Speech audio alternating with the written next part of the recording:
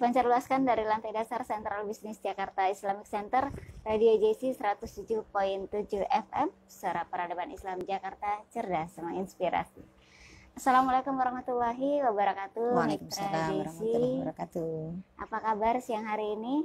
Semoga sehat selalu dan tetap semangat tentunya. Bersama Dara sudah hadir narasumber kita, Umi Anik Retnawati, Ya. selaku Kepala Sekolah SDS Kasih Ananda yang berada di Jalan Pegangsaan Raya, di tepatnya nggak jauh dari Stadion Tugu ya. Ya. Dan sebelum kita menyapa, sebelum kita sharing-sharing, dan hari ini Mitra Jesi yang saat ini sedang berselancar di dunia di media sosial, bisa langsung meluncur ke Facebook Radio Jesi. Boleh berikan komentar atau tanggapan atau bertanya, boleh langsung aja diketik di kolom komentar. Dan kita akan membahas seputar seni mendidik anak. Nah, seperti apa? Dan tentunya kita akan dengarkan nanti dari Umi Anik. Sebelumnya kita akan sapa dulu. Assalamualaikum Umi. Waalaikumsalam warahmatullahi wabarakatuh. Apa kabar Mi? Alhamdulillah. Alhamdulillah. Baik. Sehat ya Mi ya? Sehat alhamdulillah. Ya, Mi, sebelum kita melanjutkan obrolan kita siang hari ini, Dara persilakan untuk menyapa Mitra JC. Baik. Dengarnya. Assalamualaikum warahmatullahi wabarakatuh. Mitra JC, Waalaikumsalam. ayah bunda yang ada di rumah, semoga selalu dalam keadaan sehat walafiat dan selalu dalam lindungan Allah Subhanahu wa taala. Alhamdulillah, saya Ibu Umi Anik Retnawati dari SDS Kasih Ananda 1 yang selalu mendidik, menghantarkan putra-putri Bapak Ibu untuk memasuki gerbang kesuksesan baik di dunia maupun di akhirat. Insya Allah pada siang hari ini kita akan membahas sebuah tema yang menjadi konten yang sangat perlu dibahas. Karena hal-hal seni mendidik anak ini selalu tidak bisa kita lepaskan ya dari kehidupan sehari-hari, bahwa mendidik anak itu perlu seni. Ya. Jadi tanpa seni hidup itu tidak berwarna katanya Mbak. Maka seni, bahkan mendidik anak pun dibutuhkan seni. Ya. Nah, seperti apa? Nah, mungkin ini yang perlu kita ketahui dari sebelum kita bagaimana sih kita mendidik anak tuh, mungkin kita perlu tahu bagaimana karakter anak terlebih dahulu ya. Betul. Karakter anak itu terlebih dahulu harus kita tahu supaya kita sebagai orang tua ini mampu memberikan pendampingan yang tepat, mampu memberikan solusi-solusi jika memang permasalahan anak kita ini mulai pada tahap di mana kita harus masuk dalam masalah mereka. Tetapi jika memang masalah anak ini mampu menyelesaikan sendiri, alangkah baiknya sebagai orang tua memberikan kepercayaan kepada anak untuk menyelesaikan masalahnya. Karena masalahnya itu banyak kan? Iya, masalahnya banyak kan. Kalau kita mau ikut semuanya pusing nanti. Iya, dan anak tidak akan mandiri. Iya, betul. Dan tidak akan timbul rasa percaya diri, bahkan dia tidak ada proses pembelajaran untuk bertanggung jawab di dalamnya. Jadi bermain adalah sebuah proses di mana dia memahami karakter teman-temannya sehingga nanti akan terbawa pada kehidupan dewasa nanti. Jadi nggak semuanya kita harus turut campur. Betul.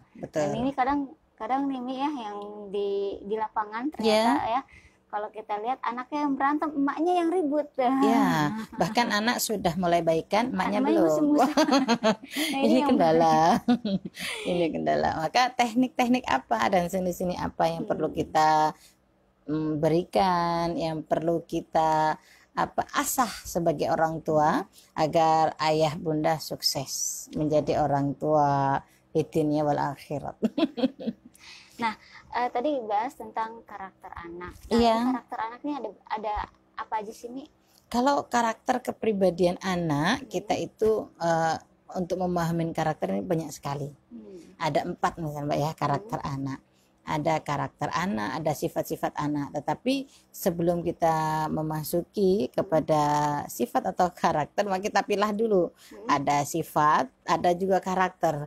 Karakter ini adalah bawaan ya, bawaan yang ada pada diri anak. Nah, kalau sifat itu kan naluriah, timbul karena reaksi terhadap lingkungan yang ada di sekitarnya. Nah, reaksi saja ini sebenarnya kalau sifat-sifat itu ya, mengarah lebih pada reaksi bagaimana ketika anak ini mendapatkan perlakuan pada lingkungan sekitarnya. Tetapi kalau sudah kita berbicara karakter, maka lebih kepada bawaan ya, karakter sejak lahir. Misalnya anak ini terlahir memang dipengaruhi oleh genetik, tetapi genetik ini juga lebih dipengaruhi kepada pola asuh juga. Nah, kembali lagi pada karakter ini ada bermacam-macam. Kalau orang tua tidak mengetahui karakter anak, maka punya anak 4 karakter yang berbeda, maka dia akan pusing sendiri, maka akan stres sendiri ya, dan akhirnya udahlah terserah kamu semua. Akhirnya akan timbul keputusasaan kepada diri mama ya, terhadap ibu, karena ibu inilah yang mendampingi, intens mendampingin anak-anak. Nah, maka seorang ibu wajib ini kiranya sangat wajib mengetahui karakter anak.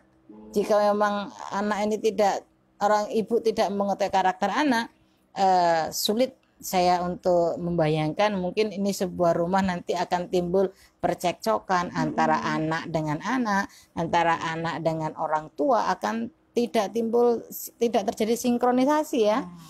Terjadi perbedaan pendapat yang sangat mencolok. Kenapa? Orang tua tidak mengetahui karakter anak. Gitu. Sebelum kita ke karakter nih, kita bahas dulu tentang tadi sifat-sifatnya nih. Naluri ya, itu kayak misalkan tidak bisa diam atau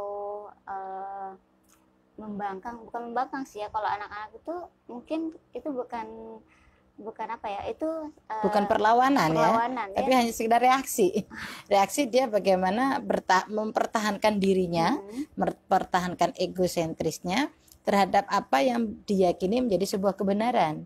Sedangkan kebenaran menurut anak-anak belum sama persis dengan kebenaran menurut dewasa. Maka disitulah anak mulai membangkang. Sedangkan orang tua juga harus memahami bahwa anak itu sebenarnya tidak sedang membangkang, justru anak mempertahankan kepercayaan dirinya, mempertahankan pendapatnya. Ini adalah sebuah modal yang utama. Ternyata anakku mampu berpikir, ternyata anakku mampu menganalisa, sehingga dia mempunyai pendapat, yang pendapat itu dipertahankan hingga dia melakukan pembangkangan gitu. Nah, ini kadang yang sulit mungkin dia hadapi oleh orang tua. Pokoknya orang tua pengennya begini gitu. Ya, langsung menjustis anak ini durhaka. Kan tidak bisa seperti itu. Kecuali memang dia sudah masuk usia dewasa, dia sudah mempunyai pengalaman yang banyak, dia sudah mampu memilah-milah, maka mungkin bisa kita kategorikan seperti ini. Tetapi ketika masih anak-anak, itu adalah sebuah bentuk mempertahankan dirinya, bentuk egosentris yang memang secara alami dimiliki oleh anak-anak gitu. Justru kita sebagai orang tua top punya anak yang mempertahankan pendapatnya, sehingga melakukan pembangkangan.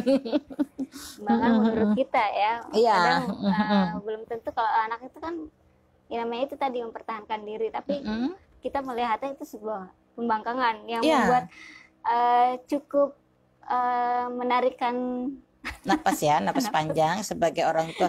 Aduh, anakku kok begini. Sebenarnya jika kita mempunyai anak yang membangkang, justru kita lebih respect ya. Wow, anakku ternyata sudah mempunyai ini loh pendapatnya sendiri. Dia sudah mempunyai pendirian loh. Jangan-jangan nanti dia mempunyai calon pemimpin. Kita tidak tahu. Nah, maka orang tua juga ketika marah jangan sampai menyebutkan kata-kata yang kotor, karena orang tua itu doa ya, ucapan itu doa.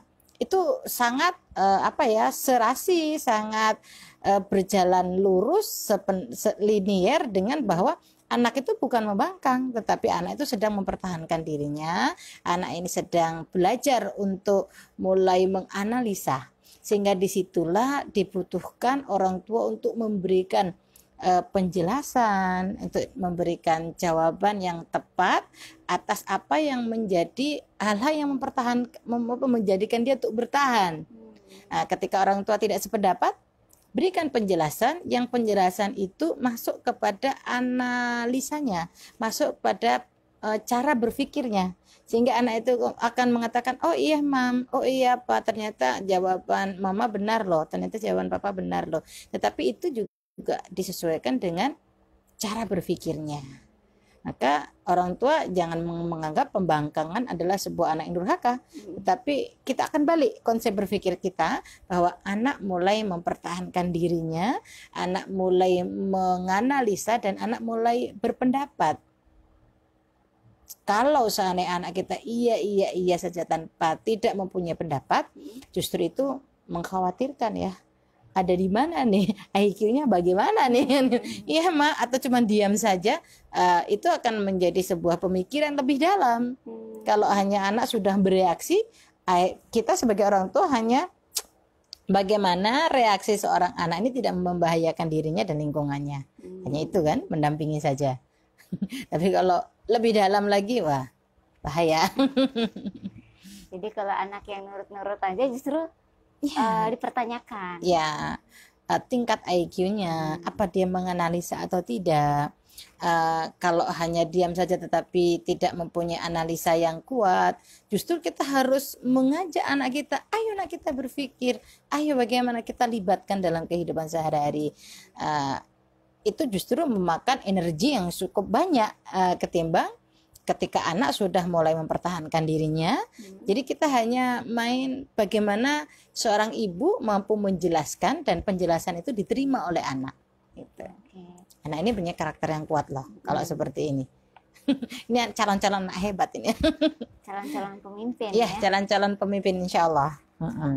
Nah kalau misalnya yang tadi seperti nggak bisa diam gitu itu berkeringat karena dia dengan tidak mau berdiam, dia hanya bergerak terus, artinya dia telah mengeksplor.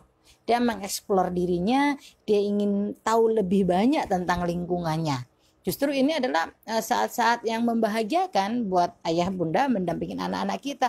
Anakku tidak bisa diam nih, gue stres banget. Itu salah besar, salah besar. Justru itu adalah karunia yang sangat berharga dari Allah Subhanahu wa Ta'ala, yang mana anak ini mampu mengeksplor dirinya dengan lingkungannya. Wah, ini luar biasa. Bisa jadi anak-anak ini mempunyai kecerdasan naturalis yang sangat tinggi gitu. Mulai mengeksplor, mulai menarik-narik. Walaupun agak capek juga ya, Mom. Ya benar-benar. Sebenarnya kalau orang tua capek, tinggal bagaimana tips yang tepat untuk mendampingi anak kita yang mempunyai anak kecerdasannya tidak bisa diam ya, tidak bisa diam, selalu ingin aktif, bergerak, mengeksplor dirinya. Itu sebenarnya kalau tips yang paling tepat adalah libatkan anak pada pekerjaan orang tua. Bisa seperti ini.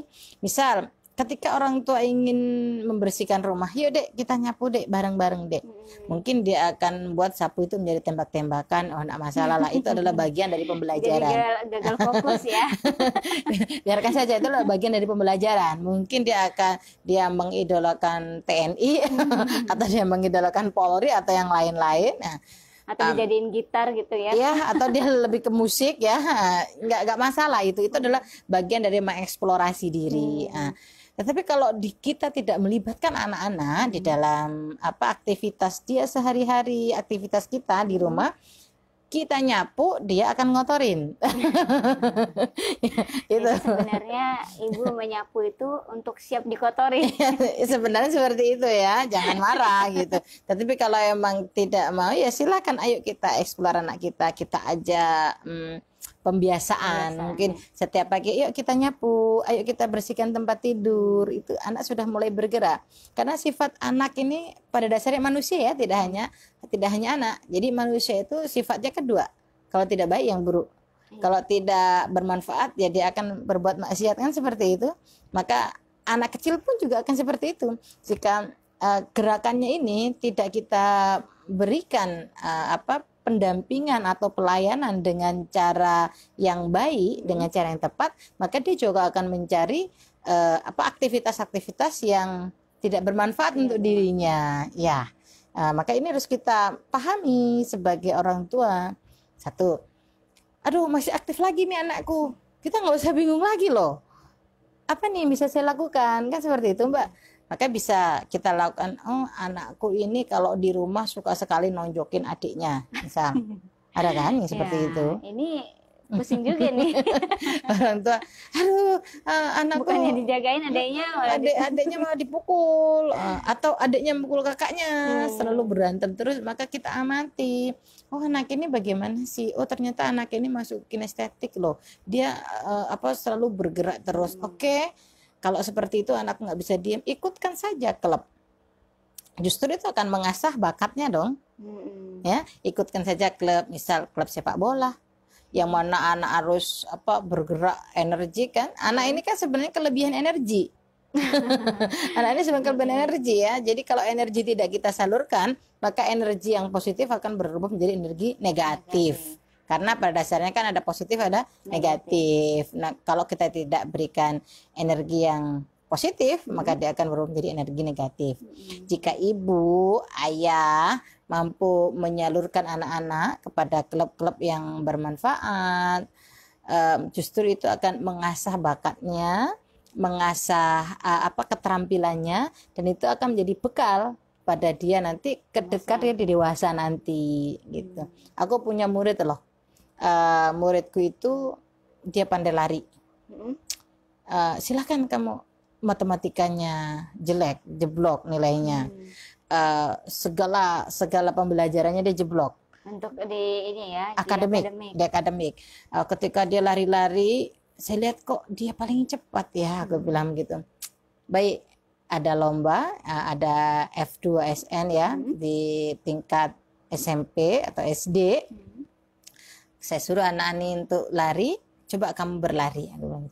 Ternyata dia mampu berlari dengan kecepatan yang sangat tinggi. Oke, mengalahkan teman-temannya pada saat itu ketika kita tes di sekolah di SD Kasih Ananda. Setelah itu ternyata ketika saya ikutkan di perlombaan, dia mendapatkan juara 1. Orang tuanya sangat bangga, dan pada saat ini melanjutkan ke jenjang berikutnya kepada sekolah atlet. Jadi harus mengetahui juga ya apa yang disukai anak ya. Kadang yang terkendala itu kadang orang tua pengennya anak-anaknya pintar dalam akademik. Ya, itu. Ngapain sih kamu main bola terus? Ya. Belajar supaya matematika kamu nilainya nggak anjlok. Iya. Atau nilai bahasa Inggris, nilai bahasa Indonesia ya, tinggi. Yang penting akademik tinggi. Dan pada dasarnya kan ada kecerdasan akademik dan ada kecerdasan non akademik. Kecerdasan ini sebenarnya lahir dari sifat dasar anak-anak. Bagaimana sifat dasar anak-anak ini mampu kita ramu, mampu kita arahkan sehingga menjadi sebuah potensi yang ketika dia dewasa kelak mampu menjadi sumber energi bagi dirinya, mampu menjadi penghidupan, mampu menjadi karirnya, atau nanti kedepannya mampu juga akan menghasilkan mata pencaharian kan, seperti ini ya. Karena kalau kita sekarang ini melihat baik TNI, Polri atau apapun itu saat ini ada program yang masuk melalui jalur prestasi non akademik. Nah, itu sangat support nih. Tapi ketika kita menemukan prestasi non akademik itu kan melalui proses yang lama dan pengamatan yang lama, yang pengamatan itu harus kita lakukan sejak usia anak-anak gitu. Jadi jangan marah, nggak boleh. Jangan emosi ketika anak-anaknya, justru anak-anak yang aktif gitu. Tidak bisa diam. Tidurnya aja nggak bisa diam gitu. Ada anak yang tidurnya nggak bisa diam gitu kan, saking kinestetiknya. Ya. Terus naluri juga, terkadang orang tua ini kalau melihat anaknya bermain marah. Ya. Main terus, bermain terus, ini marah anak-anak orang tua ya. Padahal ketika anak kita itu bermain tetap dalam porsi yang wajar ya, bukan 24 jam ini bermain, dalam porsi yang wajar, dengan waktu yang wajar. Ini adalah sebuah potensi untuk mengembangkan dirinya. Potensi bagaimana dia mampu berinteraksi dengan lingkungan sekitarnya, berinteraksi dengan teman-temannya. Ketika dia mengetahui, oh temanku yang ini tersinggung loh, temanku yang si ini suka marah loh, Mimi yang ini dia sukanya ngata-ngatain orang loh. Nah dari situ kan dia sudah mulai dia mengamati, dia memahami karakter teman-temannya, dan itu akan menjadi modal. Ketika dia sudah mampu menyelesaikan masa anak-anak, dia mampu menyelesaikan bagaimana dia berinteraksi dengan temannya yang memang berbeda karakter dengan dirinya, tetapi dia mampu berinteraksi, mampu berteman dengan dirinya, itu adalah modal ketika nanti dia menapaki kehidupan dewasa dan masuk ke dalam usia yang masuk kepada masyarakat. Ya, modal itu modal utama. Maka jangan larang untuk bermain. Asal didampingi, diberikan pengertian waktunya, diberikan pengertian juga dengan siapa dia bermain. Harus dicari tahu temannya. Ya, dan apa yang dimainkannya. Ini yang harus kita harus kita terus menerus, jangan lelah untuk melihat, mendampingi anak, sedang apa anakku, bermain apa, dengan siapa. Bukan dibatasi, tetapi diarahkan, didampingi. Diarahkan dan didampingi. Yes. Nah, tadi sempat berbicara tentang melibatkan anak ya, Mi. Untuk ketika anak-anak itu aktifnya luar biasa, yang dimana ibunya ngerapihin, mungkin anaknya berantakin. Nah, itu kan harus hal yang harus kita lakukan orang tua adalah mengeksplor mengeksplor dengan cara lain, mungkin bisa membantu ibunya ikut merapikan rumah. Nah, itu biasanya untuk usia berapa, Mi? Diterapkan untuk anak usia berapa? Ketika anak sudah mampu menilai dirinya, anak sudah mampu bertanggung jawab terhadap dirinya. Usia anak-anak 0 sampai 6 ini kan masih anak-anak masih belum mampu untuk berpikir konkret ya, anak masih praoperasional. Bisa kita mulai pada usia 7 tahun. 7 tahun sampai ke atas. Maka di SDS Kasih Ananda untuk meningkatkan karakter anak menjadi karakter yang mulia, maka kita selalu membuat kurikulum pagi-pagi ada pembiasaan. Hari Senin ada pembiasaan membantu orang tua. Silahkan anak membantu orang tua apapun itu. Ada yang menyapu, ada yang mencuci piring. Itu adalah bentuk dari bagaimana kita melatih pembiasaan anak sehingga anak mempunyai karakter bertanggung jawab terhadap dirinya dan lingkungannya. Iya. Jadi dilihat dengan usianya juga ya, Mi? Ya, usianya juga untuk memberikan melibatkan anak-anak dalam kehidupan kita, memberikan tugas kepada anak-anak. Ini harus sesuai dengan usianya. Jika tidak sesuai dengan usianya, maka anak akan tertekan dan timbulnya akan stres. Anak stres. Yang stres tidak hanya orang tua ya, anak juga bisa stres karena tertekan dengan perintah orang tuanya yang tidak sesuai dengan usianya. Itu tadi ada kita bahas baru 3 ya, Mi? Baru 2. Anak yang tidak bisa diam dengan anak yang membangkang. Yes. Kemudian mungkin ada lagi, Mi. Apa tuh? Yang tentang berbahasa nih. Oh iya, anak-anak ini kalau menurut ahli psikologi ya, Pijen itu dalam bukunya Psikologi Anak itu menyatakan bahwa anak ini usia 0 sampai 8 tahun. 0 sampai 8 iya, tahun. 0 sampai 8 tahun ini masuk ke dalam usia anak. Tetapi kalau kita sebagai muslim itu 0 sampai 7 ya. Karena 7 sudah harus masuk usia mumayyiz. Kemarin sudah kita bahas ya. Jadi kita ambil jalan tengah bahwa usia 0 sampai 7 tahun ini anak. Nah, apa tadi pertanyaannya? Bahwa tentang perkembangan bahasa. Perkembangan bahasa, baik. Anak ini mempunyai kecenderungan untuk cepat sekali meniru bahasa orang. Meniru bahasa, menyanyikan lagu-lagu, menghafal, ini sangat cepat sekali memorinya. Makanya dikatakan golden age ya, ketika anak usia 0 sampai 7. Seperti itu. Golden age ya, usia yang emas katanya ya, usia emas. Di mana usia ini mampu untuk menyerap bahasa itu lebih banyak, tetapi pemahamannya belum. Jadi makanya kosakata masuk banyak ya. Banyak kosakata masuk. Apa yang dia katakan, apa yang dia maksud. Kenapa? Karena itu anak itu pada saat itu berkembanglah pada saraf-saraf bahasanya yang sangat pesat. Karena dia sudah mulai untuk mengeksplor apa yang ada dalam perasaannya. Dia sudah mulai mengungkapkan melalui kata-kata.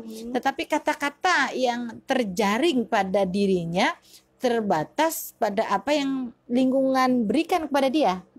Ketika anak ini mendapatkan bahasa yang bagus, ejaan yang baik dan benar, maka itulah yang akan keluar di dalam memorinya. Tetapi ketika anak mendapatkan pembelajaran dari lingkungan yang negatif, yang berbahasanya misalnya lu gue, atau bahkan kebun binatang ya, atau kata-kata kotor, kata-kata kasar ya, kata-kata sadis, maka itulah yang akan diucapkan oleh anak-anak. Karena memang anak-anak menyerap dari lingkungan, dia akan belajar dari lingkungan. Tetapi anak itu tidak paham apa yang dia katakan, dia belum memahami. Ketika mengatakan sebuah lu atau kamu, dia tidak bisa mengatakan lu sama kamu ini, kalimat ini pantas dipakai pada siapa, untuk siapa, dan ketika dalam posisi bagaimana, itu mereka tidak tahu. Maka ngomong elu, inilah peran orang tua untuk mendampingin anak. Bahasanya tidak bagus, nah ini nggak boleh dikatakan, ini nggak boleh diucapkan gitu. Tetapi kalau anak tidak diberikan pembelajaran, tidak diberikan pendampingan, maka dia menganggap bahwa elu, gue, dan kalimat-kalimat sampah lainnya, maka akan menjadi sebuah pembenaran bagi dirinya.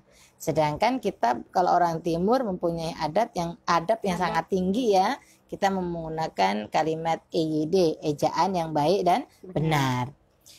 Dan usia ini lebih tepat ketika kita memberikan hafalan-hafalan. Ya. Kenapa kok seperti itu? Dia lebih akan cepat menangkap karena memori file yang ada pada dirinya ini masih bersih. File yang ada di dalam otaknya masih bersih, memorinya masih bersih, dan anak ini tidak punya banyak masalah. Kalau orang tua kompleks ini. complicated ya, kompleks, maka untuk menghafal itu mengalami kesulitan. Sedangkan anak-anak naik odong-odong saja, dia sudah hafal tuh lagu. Ya, itu kendala, itu fenomena.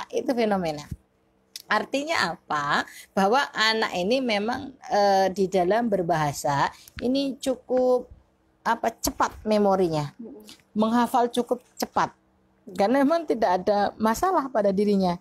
Dia tidak punya banyak masalah dan memorinya masih bersih, sehingga banyak sekali bahasa-bahasa yang diserap oleh dirinya. Nah, saat inilah usia yang tepat bagi ayah bunda untuk menerapkan adab, untuk memberikan hafalan yang tinggi terhadap anak-anak. Maka kalau kita berikan anak-anak dari usia kecil, misal hafal Al-Quran, misal kita berikan ayat-ayat suci Al-Quran, dia akan cepat. Walaupun dia tidak paham apa yang diungkapkan. Walaupun dia nggak ngerti ya, nggak ngerti artinya apa, pemahamannya apa, dia tidak mengerti. Tapi berikan saja. Memang pada saat usia 0 sampai 7 tahun ini adalah usia emas di mana anak-anak emang belum banyak masalah, usia yang tepat untuk memasukkan memori-memori positif pada dirinya. Jelasnya belum penuh ya, Mi. Yes, maka kita penuhi dengan hafalan-hafalan yang bagus, dengan lagu-lagu yang bagus. Bahkan kalau kita melihat orang-orang yang mempunyai bakat menyanyi dengan bagus itu dimulai diasah dari umur kecil. Kita lihat yang Bluri yang udah almarhum, kita lihat lagi Bang Roma ya, yang bahkan legendaris sampai saat ini. Nah, ini adalah mereka mampu mengasah dari kecil.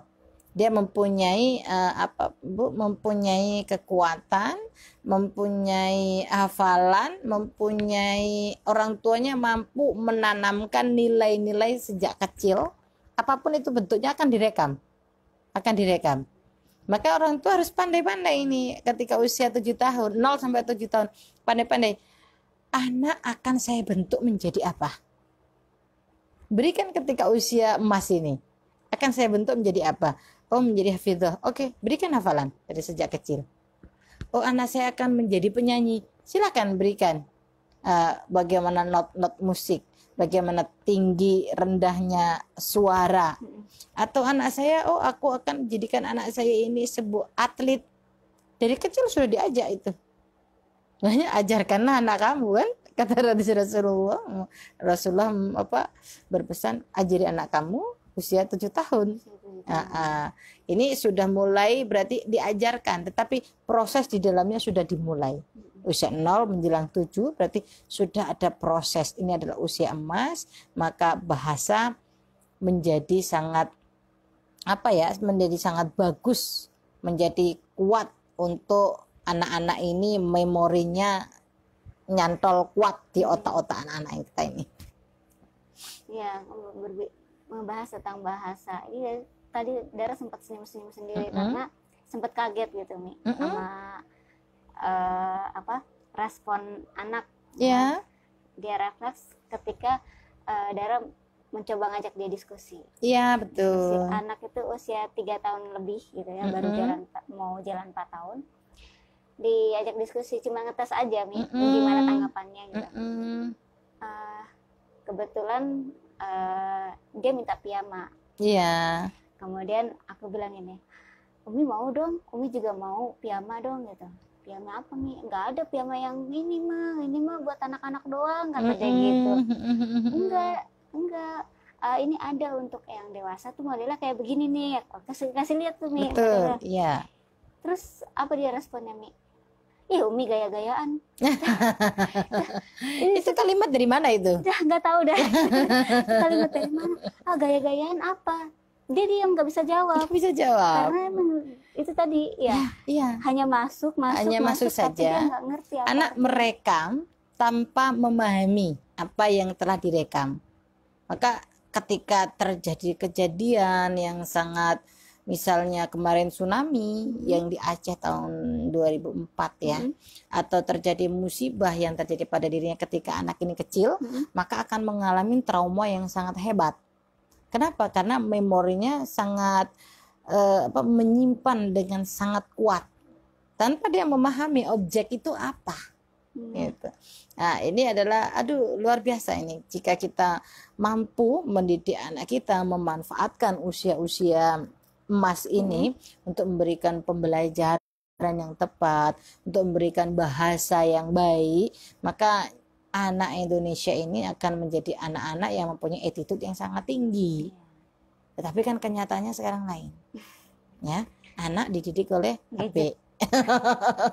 Gadget, anak dididik oleh TV, atau bahkan anak dididik oleh lingkungan sekitarnya. Ketika anak mengatakan sesuatu yang tidak sesuai dengan ibunya hanya marah tanpa memberikan penjelasan yang dibutuhkan anak. Mengapa saya tidak boleh? Itu kan harus dijelaskan dengan tepat kepada anak-anak, sehingga anak-anak menyadari, oh ya, kalau begini salah. Kamu nggak boleh mengucapkan ini. Ucapan ini hanya boleh diucapkan kepada teman sebaya, misal boleh. Itu harus kita berikan kepada anak-anak. Karena anak tidak tahu, anak hanya merekam gitu. Hanya merekam ya. Ibarat kaset gitu ya. Ya, anak hanya merekam apa yang menjadi apa yang dia dapat, apa yang dia rasakan, apa yang dia lihat, apa yang dia sehingga dia mampu mengungkapkannya ya melalui apa yang dia rasa saja. apa yang dia rasa, apa yang dia lingkungannya merespon seperti apa. Ini anak-anak usia 0 sampai 7 tahun. ya. Nah, tadi sempat ngebahas tentang stres. Yes, Anak kita juga yes. bisa stres. Kalau misalkan orang tuanya tidak memberikan pengarahan yang baik dan tepat ya Mi ya. Iya, tidak memberikan pengarahan, pendampingan yang tepat, maka akan timbul stres pada diri anak. Berarti bukan hanya orang tua, bukan hanya orang dewasa yang stres, anak-anak pun bisa stres. Nah, anak yang stres itu yang kayak gimana sih, Mi? Stres ini harus kita pahamin bahwa dia adalah reaksi tubuh ya. Reaksi tubuh ketika anak ini mengalami situasi yang berbahaya buat dirinya. Ketika dia mengalami berbahaya, dia mengalami tertekan, maka dia akan bereaksi. Reaksinya itu macam-macam. Bisa marah, bisa menjadi murung, pemurung bisa. Atau anak ini bisa ngompol. Ini juga termasuk reaksi-reaksi dari ketika anak mengalami stres. Banyak sekali. Nah, stres ini ada sebabnya. Stres pada anak ada sebabnya. Ada yang sebab fisik, ada sebab kejiwaan. Nah, Contohnya gitu. kalau stres sebab yang disebabkan oleh fisik, anak ini nangis terus, maka dilihat, oh anak ini sakit enggak? Bagaimana pernapasannya? Apa anak ini batuk? Kita juga harus lihat kesehatannya. Oh, anak ini biasanya biasa-biasa aja kok, tetapi pada saat ini kok nangis terus ya, ada apa ini? Pegang suhu tubuhnya, oh lagi panas, maka anak rewel. Tapi kalau sebab-sebab fisik ini tidak ada, anak sehat-sehat saja, tetapi kok dia menjadi pemarah, dia uring-uringan, dia ngambek, atau anak ini sudah mulai kok menarik diri dari lingkungan, artinya berarti ada sebab kejiwaan yang harus kita teliti lebih dalam, bukan hanya sebab fisik saja. Nah, kejiwaan ini lebih kalau anak-anak, usia anak-anak, bukan dewasa ya. Kalau dewasa kan mampu membedakan kita, mampu bersikap, sudah ada ilmu yang di dalamnya. Oh, kalau orang tuaku seperti ini, kalau lingkunganku seperti ini, aku tidak bisa bersikap seperti ini. Kenapa? Karena ilmunya ada. Orang dewasa kan sudah punya ilmu, udah punya ilmu andragogik ya. Juga ya, sudah mampu, sudah masuk pada usia dewasa, sudah matang, sudah mengalami pembelajaran melalui andragogik itu. Tapi kalau anak-anak ini belum. Maka ketika anak-anak mengalami stres, jika fisiknya sehat-sehat saja, coba dicek bagaimana bimbingan orang tua terhadap dirinya. Apakah orang tua bermasalah? Apakah orang tua ini sering berantem di rumah? Nah, sehingga anak stres melihat orang tuanya. Ini juga termasuk pemicu ya, pemicu stres. Ayah, ibu berantem depan anak-anak. Wow, bagaimana ini? Luar biasa dampaknya ya. Merusak sel-sel saraf yang ada di otak. Maka ayah bunda kalau lagi tidak sepaham, hendaknya bungkus dengan cantik, bungkus yang elok ya. Jangan umbar di depan anak-anak, karena itu akan merusak psikologi anak-anak, sehingga anak-anak menjadi stres dan tertekan dengan adanya orang tua yang tidak bisa membungkus masalahnya. Karena anak kita belum usianya.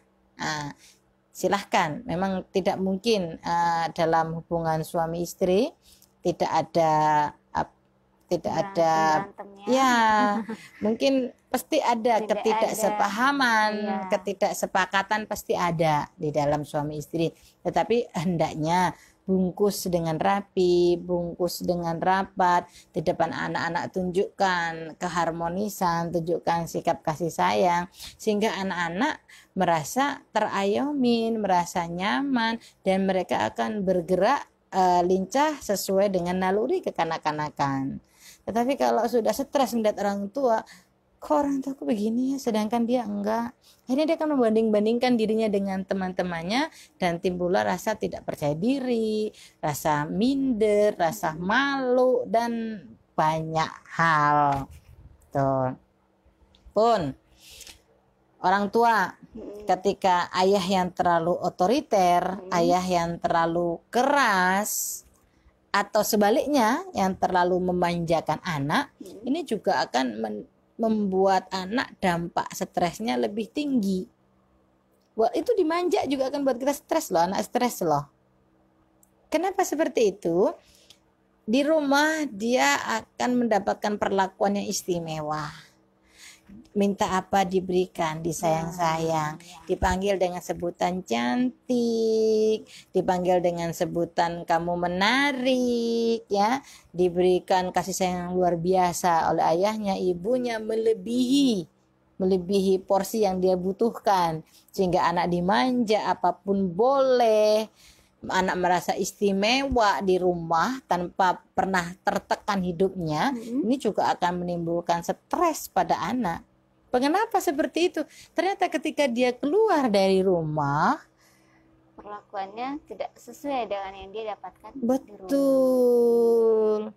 Kok begini ya? Kok begini ya? Temanku musuhin aku loh. Maka dia akan tertekan perasaannya. Dan tertekannya dia di luar, maka akan lari mencari perlindungan di rumah. Dan akhirnya, udahlah, saya nggak mau main, menarik diri di rumah. Kenapa? Karena lebih nyaman di rumah dibanding dengan dia berinteraksi dengan teman-teman sebayanya. Dan ini juga hal yang negatif. Kenapa? Karena nanti ketika dia dewasa, dia tidak mampu bersosialisasi dengan lingkungan yang ada. Dia sudah memasuki usia sekolah. Ketika dia remaja, dia harus memahamin teman-temannya yang usia remaja, yang sangat menilai fisik dan lain-lain. Nah, ini akan membuat stres anak. Maka berikan kasih sayang yang sesuai dengan porsi yang dia butuhkan. Berikan kasih sayang yang sewajarnya. Ungkapkan rayuan yang sewajarnya. Jangan kamu cantik, pokoknya gak ada yang lebih cantik dibanding kamu. Ternyata dia keluar, oh ada yang lebih cantik. Itu juga membuat anak stres gitu ya. Terpukul, stres. Aku lebih cantik loh. Dia tidak tahu bahwa lebih cantik itu kata ayahku. Jadi kalau mungkin sempat Dara juga dapat sharing tentang memberikan pujian ya, Mi. Iya. Memberikan pujian boleh, tapi diberikan pujiannya bukan kepada fisiknya, ya, tapi lebih kepada akhlak, attitude, keberhasilan, tingkah lakunya. Nah, itu lebih membangun ya, itu lebih membangun kebanding ketika kita memuji anak dari segi fisiknya. Dan ketika dia sudah berhasil pun mengerjakan segala sesuatu, dalam memberikan pujian itu tidak boleh berlebihan.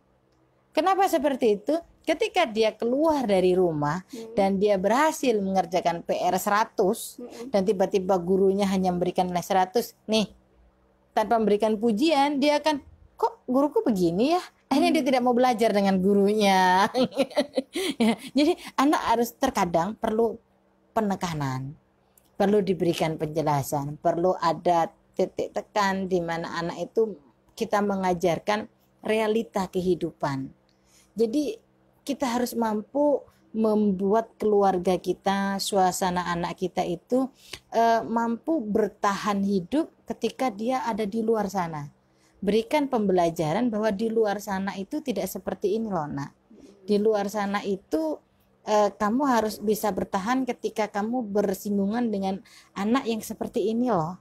Ketika kamu berbicara dengan yang lebih dewasa, kamu harus bersikap seperti ini loh. Terus berikan kepada anak-anak. Jadi replika kehidupan di luar harus kita bisa transformasi ke dalam rumah tangga kita.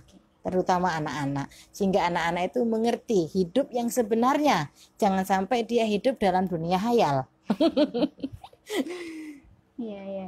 Ya. Ya, itu stres pada anak ya. Ada tadi disebutkan oleh Umi Anik itu kayak ngompol, terus ada rasa minder, takut, ada rasa takut, kemudian juga ada marah.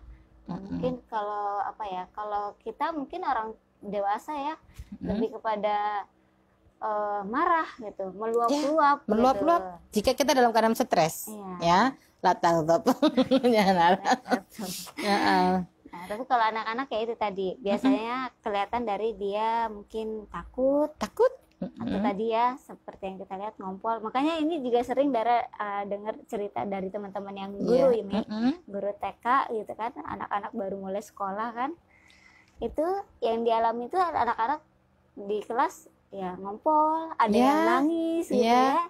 Ada yang pup di tempat. Itu luar biasa. Dan itu tidak hanya anak TK loh Mbak Dara. Jadi anak SD pun pernah masih terjadi sering ya. Anak SD pun masih sering. Maka kita selalu woro-woro nih ke orang tua. Mam, kalau nganterin anak bawa celana ya. Sudah disiapkan ya. Siapkan celana ya. Mam, kalau anak sekolah jangan beli satu ya celana seragamnya. Kenapa? Karena khawatirnya ngompol. Di tas itu harus ada celana ya Mam, untuk anak ganti. Kenapa? Karena anak-anak ini masih suka ngompol di tempat, masih suka pup, lama nyopot atribut ikat pinggang dan lain-lain, ternyata anak ini pup. Dan itu juga menjadi pembelajaran buat guru. Bagaimana nih solusinya? Guru juga gak boleh jijik-jijik nih dalam menghadapi anak-anak, karena kalau sudah siap menjadi guru berarti siap menjadi ibu, siap menjadi bapak di sekolah. Jadi apapun yang ada pada anak kita, anak didik kita, ketika anak ini mengalami stres, maka kita harus dampingi. Anak ini, kalau stresnya anak-anak beda dengan stresnya dewasa. Kalau anak-anak, pengalaman saya mengajar, anak-anak ini ketika stres, dia tidak ada yang memang marah, ngamuk, pergi. Dia nggak mau belajar. Nggak ada ya, Mi? Nggak mau belajar. Ada juga yang diem, tetapi tiba-tiba dia kencing. Ini stres ini sebenarnya. Sini kamu maju, misal Tani maju, hafalkan perkalian. Dia akan berdiri, tiba-tiba ngompol. Itu sebenarnya kalau jadi guru kita tidak boleh marah. Oh, anak ini stres. Dan kita kasih pengertian kepada teman-temannya, jangan dibully. Ini harus kita kasih pengertian ke teman-teman, nggak boleh dibully. Dan guru pun jangan sampai membuli. Begitu aja kamu sudah terkencing-kencing. Kadang-kadang keceplosan ya guru itu seperti ini.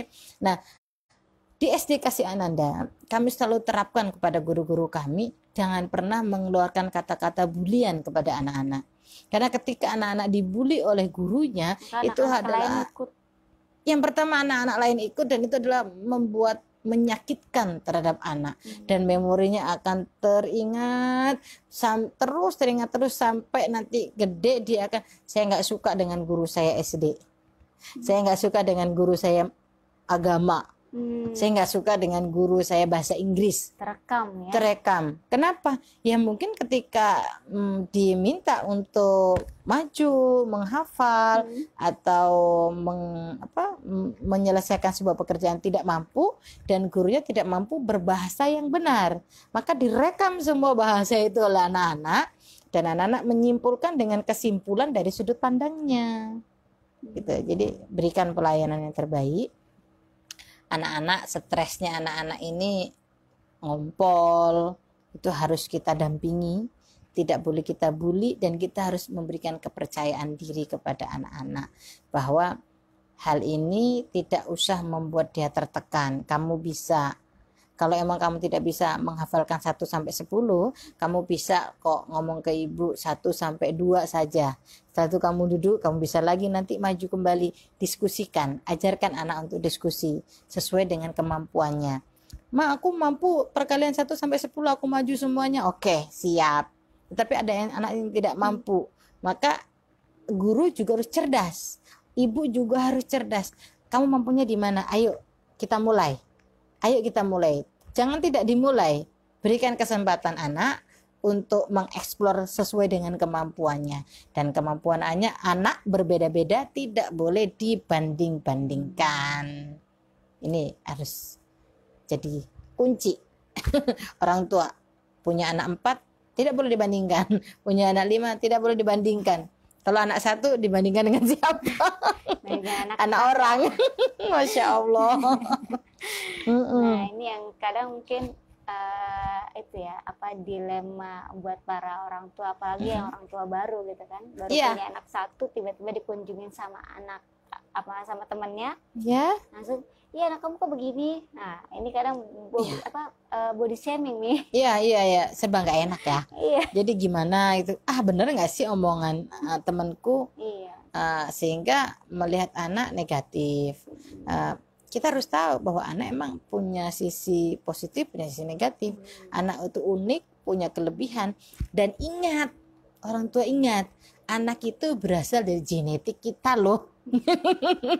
Anak itu cerminan diri kita loh, gitu. Jadi ketika kita memberikan tugas, ketika kita meminta anak untuk menyelesaikan tugasnya, jangan lama untuk memaksakan. Ingat, tengok, ketika kita seumur dengan anak-anak kita, mampu nggak kita mengerjakan tugas seperti apa yang kita berikan? Karena anak itu cerminan diri kita, anak itu berasal dari genetik kita. Ya, jadi ya kita harus pandai-pandai ini. Memaklumi, bersabar terhadap anak-anak kita. Ya. Stres pada anak bisa ditunjukkan pada rasa takut. Anak ini terlalu takut, menghadapi segala sesuatu takut. Pernah nggak ngeliat seperti itu, Mbak Dara? Ada ya? Sebenarnya takut itu gejala umum pada setiap makhluk. Bahkan kalau anak itu tidak mengerti takut, kita harus waspada. Ini anakku mampu berpikir nggak sih? Gitu. Iya. Terus sebentar nih, berbicara tadi tentang anak yang takut. Kadang ada anak yang ketemu orang baru nangis. Ya.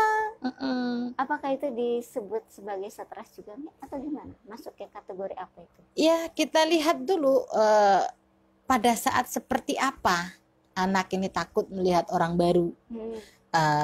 Atau saat perkumpulan banyak, atau saat dia datang ke rumah, kita harus lihat dulu bagaimana ini anak kok bisa menjadi takut. Atau terkadang pola asuh sebenarnya yang membuat anak ini menjadi penakut. Pola asuh yang salah. Misalnya gimana? Contohnya seperti ini. Ketika anak tidak mau tidur, maka orang tua mengatakan, nanti kamu akan ditangkap polisi loh. Nah, sering nggak begitu? Nanti ada ondel-ondel loh. Anak saya dibilang ondel-ondel nyamperin nih. Gitu ya. Nanti kamu akan dibawa polisi loh. Atau kamu akan ditakutin dengan hal-hal yang menakutkan. Atau nih lampunya matiin ya, sehingga anak takut pada kegelapan. Sebenarnya takut itu, stres pada diri anak itu pada dasarnya karena disebabkan dari pola asuh yang salah. Jika pola asuh yang diberikan tetap, maka anak itu akan ceria dengan percaya diri, dia akan menghadapi lingkungannya. Nah, ketika pola asuh yang salah, maka dia juga akan mempunyai pemikiran yang salah terhadap lingkungannya. Kenapa seperti itu? Rasa takut ini lebih disebabkan karena emosi anak ini sedang berkembang yang sangat tinggi. Emosinya, perasaannya, perkembangannya yang sangat tinggi. Nah, tetapi emosi tinggi, imajinasi tinggi, tetapi anak ini belum mampu berpikir abstrak.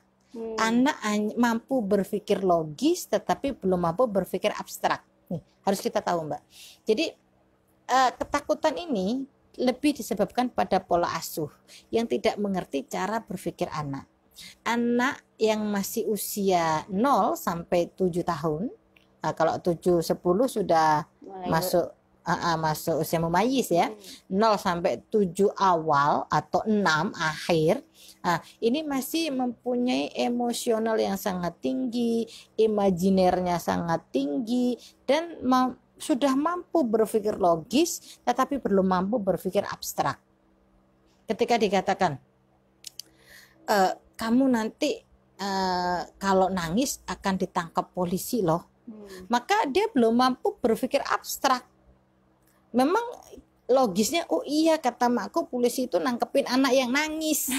Oh iya makku itu nangkepin kata mamaku kalau anak nggak mau tidur akan ditangkap polisi.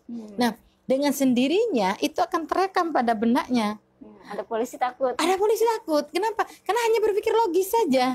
Tidak mampu berpikir abstrak. Kalau abstrak kan membayangkan, oh polisi itu tidak itu aja loh kerjanya. Oh dia kerjanya seperti ini. Dia mengatur lalu lintas, dia mengatur kriminalitas dan lain sebagainya. Ini anak SMA, anak SMP yang sudah mampu berpikir abstrak. Tetapi ketika anak-anak itu masih berpikir konkret. Apa yang dikatakan bundanya dan ia mengiyakan gitu.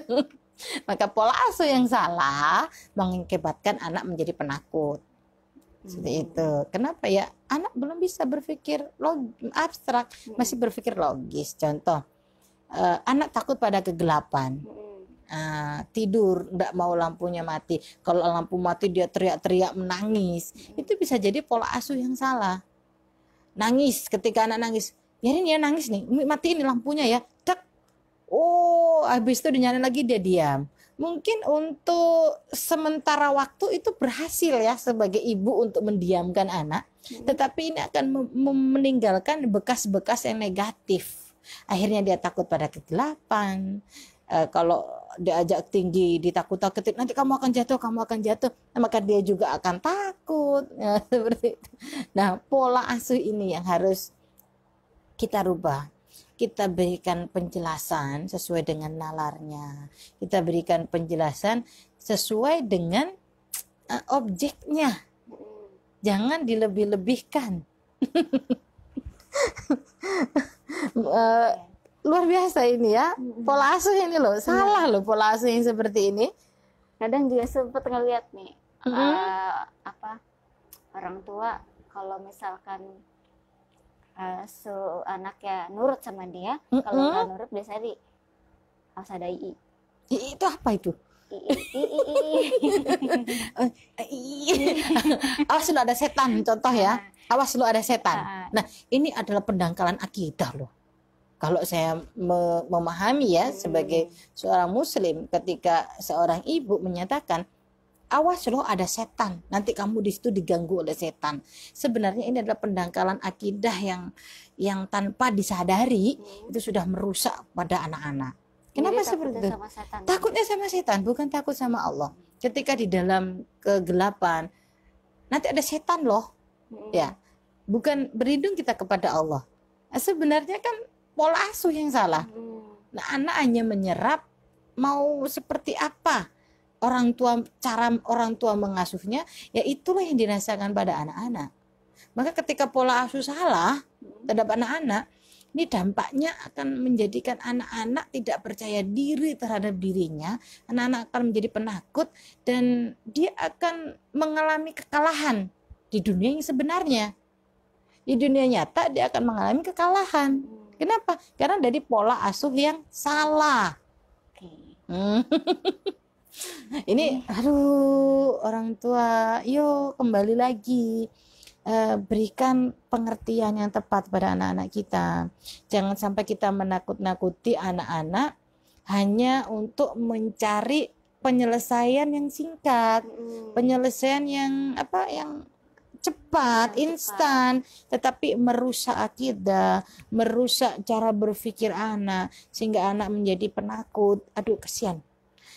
Anda sudah mengorbankan masa depan anak-anak dengan mencari penyelesaian yang serba instan. Penyelesaian yang instan itu akan merusak anak. Iya.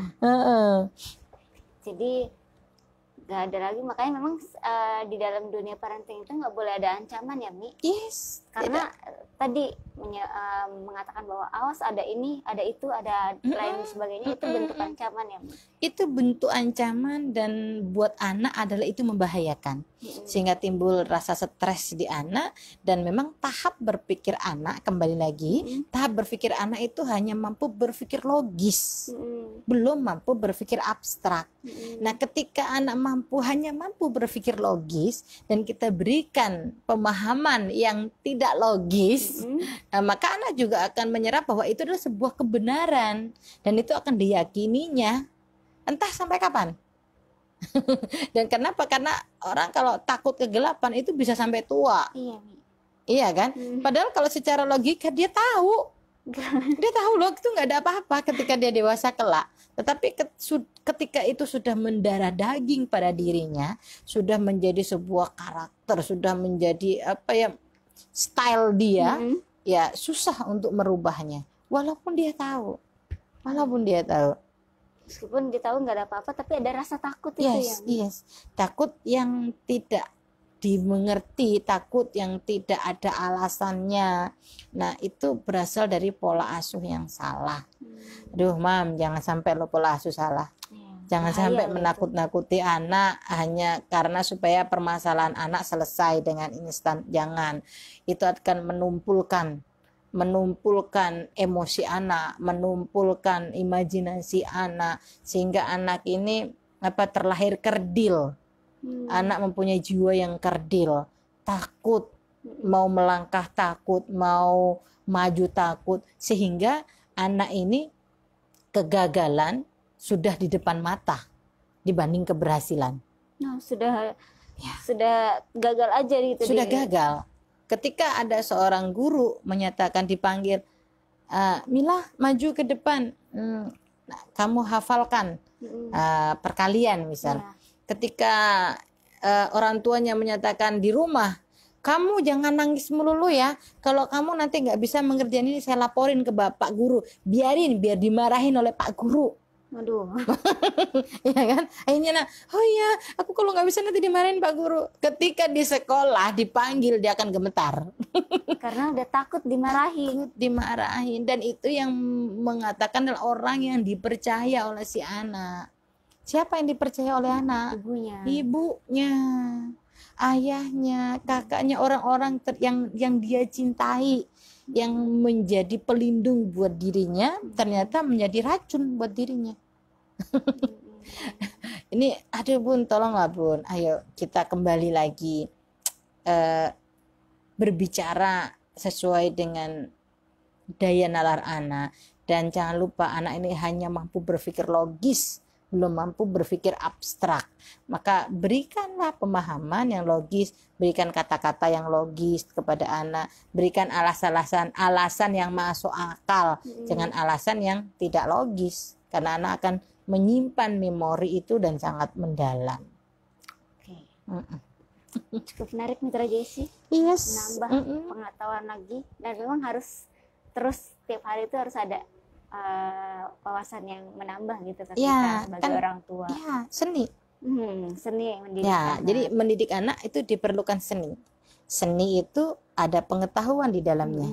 Maka menjadi ayah bunda tidak cukup menjadi ayah, tidak cukup menjadi bunda dengan diselesaikan dengan naluri saja, tetapi harus ada ilmu yang selalu digali, ilmu selalu dikembangkan, dan harus sharing ketika mendapatkan anak-anak kita, mendidik anak-anak kita, sehingga anak-anak kita ini menjadi anak-anak yang memang mempunyai mutu yang sangat berkilau, mempunyai mutu yang sangat tinggi.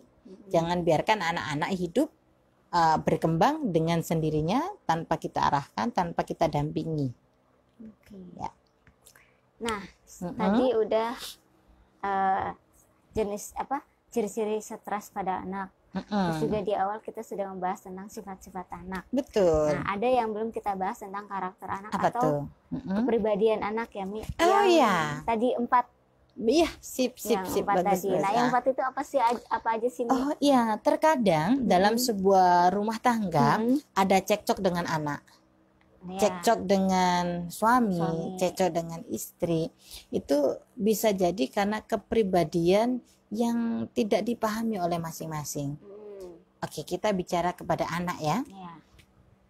mungkin seorang bunda bisa mempunyai anak 4, tetapi yang satunya itu keras, kaku, pokoknya nggak mau, kalau sudah ini, kalau sudah nggak bisa lagi digoyang. Ada anak yang diem, ya oke lah, saya mau ngikutin bunda aja deh. Ada nggak yang seperti itu? Ada juga yang cuman nggak bisa ma, ini harus detail ma, ini harus begini dulu ma, nggak bisa ma. Ada juga kan seperti itu. Atau yang cengengesan, ya udahlah terserah. Ada kan? Kadang-kadang itu membuat kesel loh. Ya kalau kita nggak tahu ilmunya, kesel banget kita anak seperti ini. Contoh, seorang ibu mau mengajak anaknya makan di luar. Contoh, yuk kita makan di salah satu restoran bisa. Kita anak ini ibu ini punya anak 4. Yang satunya ya misal 4 ya anak ini. Yang anak kita yang satunya menyatakan, nak sini semuanya sini. Kita akan pergi ya, kita akan makan siang. Makan siang kita akan di sini saja makan siangnya di restoran A misal. Kalau anak yang satunya, yang anak pertama menyatakan restoran A. Oke, ayo jalan. Itu yang pertama. Anak pertama misal. Anak yang kedua, sebentar mam, di situ kayaknya harganya mahal deh mam. Coba nih, dulu aku aja makannya itu harganya sekian deh mam. Aku sama temenku saja habisnya sekian nih mam. Detail dia. Dan ada anak yang ketiga, misalnya ketiga itu, udahlah terserah. Aku mau ngikut aja. Ada kan yang seperti itu. Nah, yang keempat nih, asik dia sibuk dengan dirinya, sibuk asik kita akan ceria, dia anak ini ceria. Maka perbedaan ini apa sih yang mendasari? Nah ini loh, kita harus mengetahui karakteristik anak-anak. Nah anak-anak yang anak pertama tadi yang begitu kuatnya menyatakan oke, kita berangkat. Ini anak-anak yang bertipe koleris. Ya, yang kuat, keras kepala, cenderung mempertahankan pendapatnya. Anak-anak ini kalau diberikan tanggung jawab, siap bawa makanannya, siap bungkus semuanya, atau bawa ini semuanya, dia bisa melakukannya. Yuk berangkat. Ini anak-anak koleris. Jadi anak-anak ini cenderung mampu mengkoordinir teman-temannya, ini tipe pemimpin. Anak-anak koleris ini. Yang tadi perhatikan bunda, anaknya tipe yang mana nih? Ya, tipe yang mana anak-anak kita. Ini tipe pemimpin ini. Selalu mengatakan iya dan tidak, memutuskan di sana, memutuskan di sini. Biasanya dia lebih cenderung menguasai, atau dia lebih dominan dalam sebuah kelompok. Itu biasanya tipe anak-anak yang koleris. Anak-anak yang seperti ini nih sangat cocok sekali ketika nanti menjadi pemimpin. Maka dalam sebuah misal anak-anak kita saja, akhirnya terserah kamu aja lah. Oke, di sini kita harus mengamati bun. Oh, dia koleris nih. Bisa nih kalau saya asah menjadi pemimpin nantinya, karena dia sangat kuat nih, pendiriannya sangat kuat. Oke. Begitu pula ketika anak yang kedua tadi, oh mam harganya sekian nih mam, nggak bisa nih mam. Itu biasanya anak-anak yang mempunyai perfeksionis yang sangat tinggi. Ini masuk anak-anak melankolis ini. Jadi melankolis itu bukan menangis tersedih, bukan. Itu salah arti loh lah selama ini. Yang nurut aja gitu ya. Bukan. Justru anak melankolis itu dia lebih cenderung untuk berpikir semuanya serba perfect dan sempurna. Ya, pakaian harus style.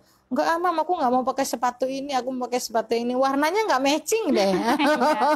Kerudungnya warna apa? Kerudungnya nggak matching deh. Mau pergi baju bisa bolak-balik ganti. Mama jangan marah mam. Kenapa? Karena bisa jadi anak-anak kita itu anak-anak yang melankolis. Apalagi kalau perempuan ya Mi. Tapi nggak semua. Jika anak-anak yang koleris, perempuan, dia akan sudah menentukan sikap. Saya mau pakai yang ini, dia akan pakai selesai langsung jadi ya. Tetapi kalau anak-anak yang melankolis, untuk memilih baju dipilih, disesuaikan, dipakai, salah, ganti lagi, dipakai lagi. Terus dalam menghitung keuangan serba teliti, rapi, cara menyisir rambut rapi, cara berpakaian sangat rapi. Ini anak-anak melankolis. Anak-anak ini selalu berpikir, menganalisis dengan tajam. Kalau saya memakai nanti bagaimana? Kalau saya melangkah nanti akan bagaimana? Nah ini nanti dampak negatifnya anak-anak ini akan lebih cenderung ke cemas. Ketika dia mengalami kegagalan, dia akan mengalami kecemasan yang luar biasa. Ya, ini anak-anak yang melankolis. Nah, makanya katanya anak melankolis ini gini ya, lu melankolis banget sih kamu. Kenapa? Karena memang pada dasarnya anak ini perfectnya sangat tinggi. Perfectnya sangat tinggi. Dia ingin menginginkan hasil yang sempurna. Maka ketika hasil yang didapat itu tidak sesuai dengan kesempurnaan yang dia bayangkan, maka akan menimbulkan putus asa yang sangat tinggi. Nah, ini peran ibu harus masuk. Alah begitu aja kamu, nggak boleh seperti itu. Tapi tetap kita ajak ngomong, kamu bisa loh melakukan lain kali, kamu bisa loh lain waktu bisa berhasil. Nah, itu harus kita berikan. Itu beda ketika anak-anak yang koleris tadi mengalami kegagalan, gagal, oke, udah biasa, besok saya akan coba lagi. Karakternya kuat, optimis dia, optimis. Tetapi pertimbangannya tidak seperti orang-orang yang melankolis. Anak optimis ini berani maju dan berani menghadapi kegagalan, tetapi di dalam menganalisis itu masih kurang cermat. Kadang-kadang timbul di analisis ya. Kalau anak yang mempunyai melankolis ini analisisnya tajam, dia sempurna, dia perfectnya sangat tinggi. Nah, kekurangannya ketika apa yang dia inginkan tidak tercapai sesuai dengan standarnya, maka dia akan mengalami kekecewaan yang tinggi, stres yang tinggi, dan dia akan mengalami sedih yang sangat tinggi. Nah, sebenarnya ketika orang melankolis banget sih, rasa sedih itu karena memang rasa perfect yang begitu tinggi. Perfect yang begitu tinggi, namun tidak sesuai dengan harapannya. Itu akan membuat dia sangat down gitu. Sangat down. Nah, orang tua, ayah, bunda punya anak koleris dengan punya anak melankolis beda loh. Penanganannya juga beda. Beda loh. Ketika anak koleris gagal, dia cukup, oke, nanti kita akan coba. Oke, Mam. Ini misalkan seperti itu. Tetap kuat dia, kuat happy. Tetapi kalau anak yang melankolis mengalami kegagalan, maka kita harus rangkul, peluk. Oke loh, kamu sudah mencoba dengan sangat bagus. Hasil kamu bagus loh buat mama. Tetapi mungkin belum rezeki kamu. Puji terlebih dahulu, karena memang dia butuh itu. Kalau koleris, kita nggak butuh pujian. Bahkan kalau dipuji, apa sih? Gitu banget, nggak gitu deh. Ada kan? Biasa aja kali. Tetapi ada yang kok mamaku begitu sih, kok aku nggak dihargai sih. Itu melankolis. Kalau mama tidak mengerti ilmu ini, maka akan salah menghadapi anak, sehingga anak merasa mama nggak perhatian deh dengan aku, mama sukanya memperhatikan yang ono deh. Maka berikan porsi sesuai dengan karakteristik anak. Atau jangan dibalik ya, Mi. Dibalik yang koleris diberikan perhatian lebih melankolis, dan itu nggak cocok. Mama lebay deh. Betul sekali. Akhirnya gitu, mama lebay deh. Enggak gitu banget kok. Lalu menyamakan jawaban si koleris dengan melankolis. Udah, nggak apa-apa, nggak usah dipikirin. Gimana sih Mak, nggak dipikirin Mak? Saya ini sudah berpikir Mak, sudah jauh-jauh hari udah aku siapin Mak, ternyata gagal juga gitu. Nah, ini perlu ilmu lagi. Perlu ilmu lagi orang tuanya. Ini luar biasa kan? Dari dua aja kita perbedaan karakter sudah menjadi perbedaan penanganan pada masalah yang sama. Betul. Iya kan, masalah gagal yang sama. Beda lagi dengan anak yang plekmatis. Nah, yang plekmatis apa lagi nih, Mi? Plekmatis ini anaknya sederhana, biasa, cool, suka damai, tidak terlalu perfect yang tinggi, juga tidak terlalu keras seperti yang tadi. Jadi dia ini oke deh, Mam. Ketika dia mengalami kegagalan, mamanya cukup, ya sudah, nggak masalah nak, nanti kita coba lagi. Dia lebih menerima kekurangannya. Dia lebih empatinya lebih tinggi, emosinya lebih stabil. Tetapi kekurangannya dia tidak bisa berkomunikasi dengan benar, dengan baik, dengan lancar. Maaf, dia tidak bisa berkomunikasi dengan lancar. Dia menjadi anak yang pendiam. Tetapi pendiamnya ini dia mengamati, dia menilai, bukan diamnya bodoh. Dia mengamati dan menilai. Ketika terkena sebuah masalah, ya dia bisa menyatakan, oke, memang saya pada saat ini belum bisa. Ini anak pragmatis ini seperti ini. Dia lebih sederhana di dalam bersikap, lebih santun, lebih emosinya tidak lebih stabil emosinya, lebih bijaksana ya. Lebih bijaksana. Tetapi dia mempunyai kekurangan, susah untuk bergaul, sulit untuk bergaul. Tetapi ketika dia sudah mempunyai sebuah pertemanan, dia ini adalah orang-orang yang setia. Dia sangat setia. Dia tidak mau menyakitin hati temannya, dia tidak mau menyakitin hati ibunya.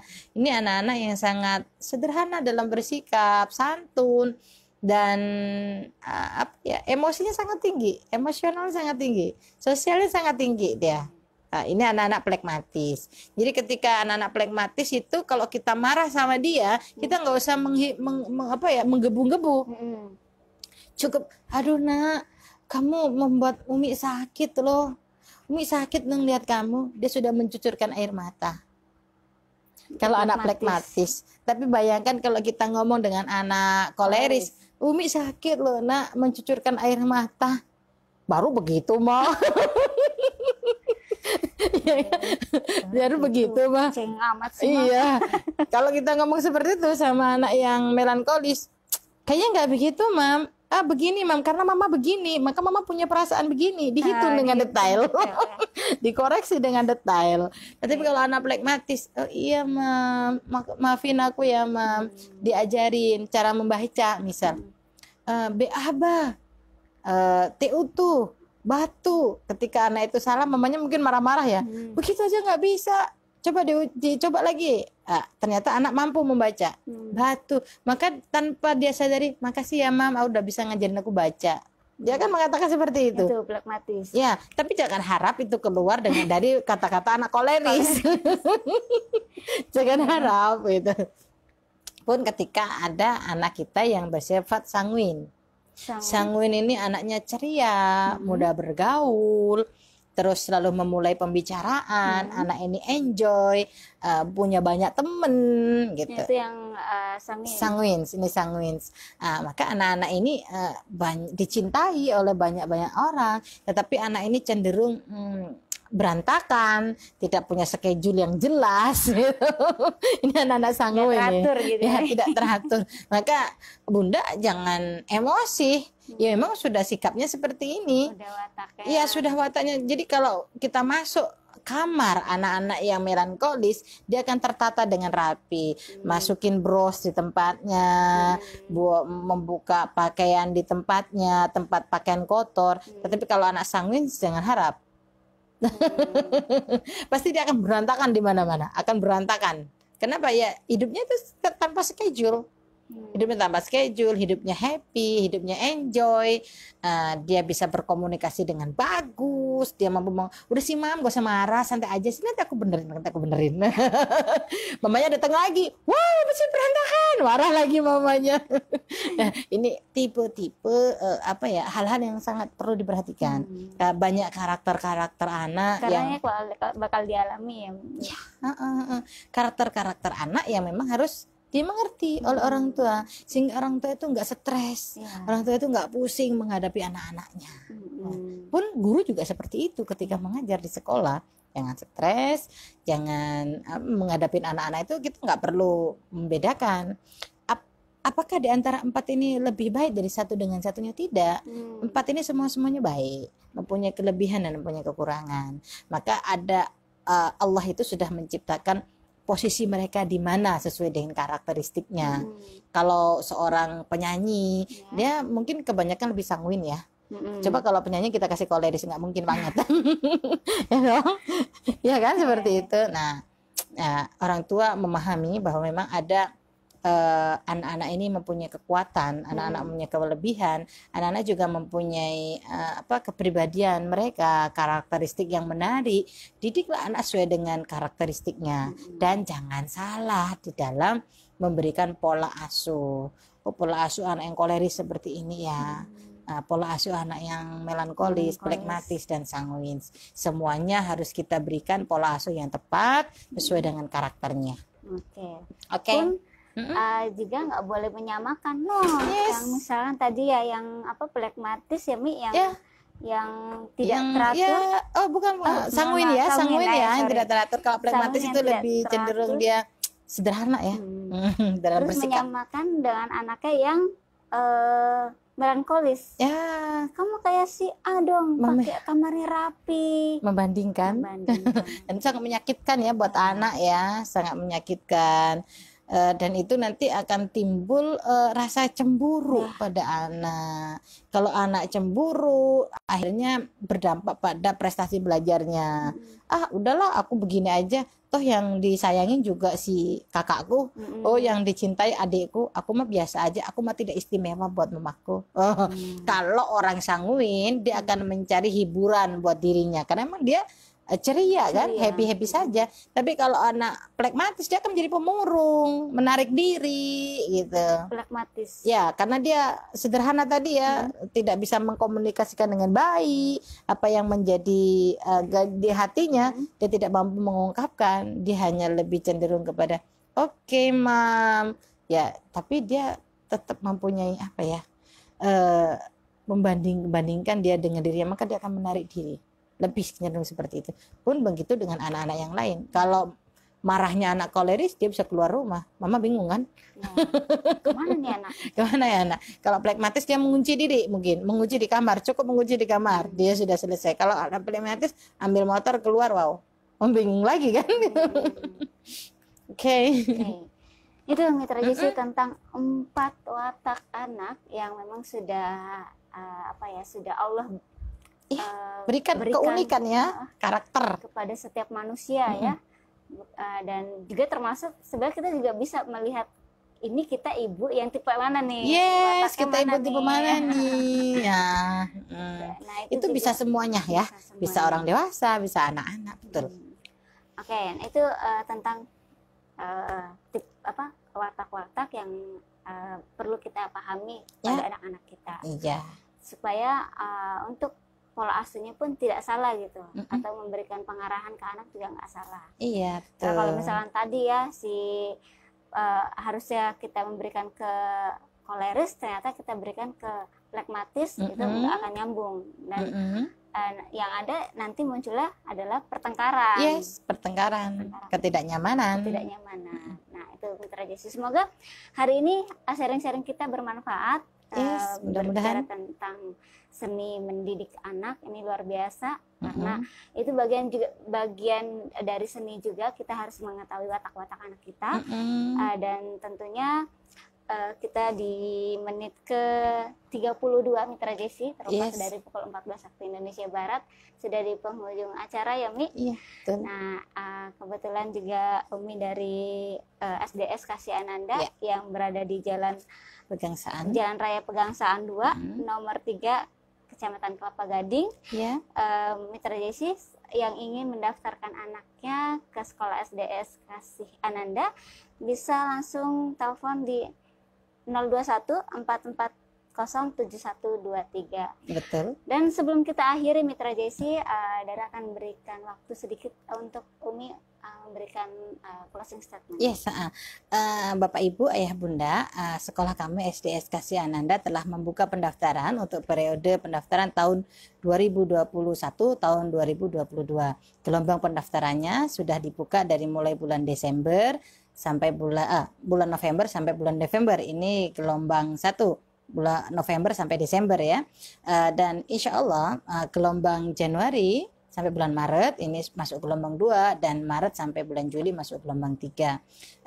Kami mengharap bahwa Bapak Ibu putra putrinya untuk dititipkan menjadi bagian dari anak-anak kami. Insya Allah di dalam memberikan pendidikan, guru kami selalu memperhatikan karakter siswa, sehingga anak-anak di dalam guru di dalam mendidik anak-anak sesuai dengan karakter masing-masing, apakah dia koleris, flegmatis, sanguins atau melankolis, sehingga anak-anak mampu belajar sesuai dengan karakternya, sesuai dengan kepribadiannya, sehingga anak-anak cukup puas dengan pembelajaran yang telah kita berikan dan pada akhirnya akan mendapatkan prestasi akademik dan non-akademik yang memuaskan. Daftarkan sekarang juga di SDS Kasih Ananda 1 yang berada di Jalan Pegangsaan 2 Raya, nomor telepon 021 440 7123. Oke, itu Mitra Jesi, terima kasih. Buat Mitra Jesi yang sudah stay tune di 107.7 FM ataupun yang sudah memberikan jempolnya di siaran live Facebook Radio Jesi, dan terima kasih juga buat Mitra Jesi yang sudah stay tune di streaming di www.islamisresearchcenter.or.id. Terima kasih. Dan buat Mitra Jesi yang ketinggalan siaran kami hari ini, bisa meluncur ke YouTube ya di channel JC TV. Insya Allah akan kami upload kembali siaran hari ini. Dan tentunya Dara dan Umi Anik pamit undur diri. Wabillahi taufiq wal hidayah. Wassalamualaikum warahmatullahi wabarakatuh.